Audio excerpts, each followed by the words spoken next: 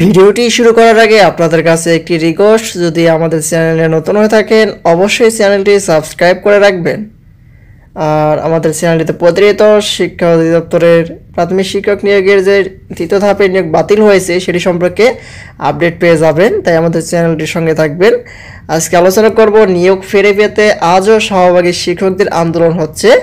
এই বিষয়ে বিস্তারিত কী বলা হয়েছে আন্দোলন সম্পর্কে আপনাদের মাঝে জানিয়ে দেওয়ার চেষ্টা করব। আশা করি ভিডিওটি সম্পূর্ণ দেখার চেষ্টা করবেন। আর ভিডিওটি ভালো লেগে থাকলে অবশ্যই ভিডিওতে একটি লাইক এবং কমেন্ট করে জানাবেন।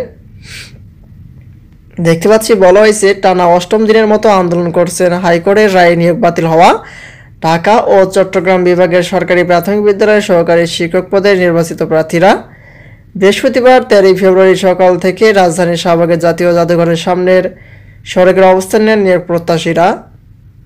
তারা বলেন তাদের নিয়োগ হয়েছিল 2023 সালের বিধিমালা অনুযায়ী।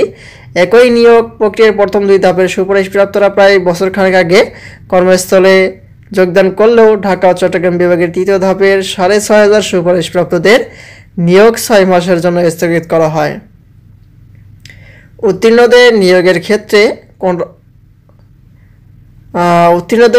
ক্ষেত্রে কোটা অনুসরণের অভিযোগ ফলাফল প্রকাশের বৈধতা চ্যালেঞ্জ করে নিয়োগ বঞ্চিত 30 প্রার্থী হাইকোর্টে রিট করলে প্রাথমিক শুনানি নিয়ে বিচারপতি ফাতেমা নজিব ও বিচারপতি শিকদার মাহমুদুর রাজির সমন্বয়ে গঠিত হাইকোর্ট বেঞ্চের রুলসহ ওই আদেশ দেন।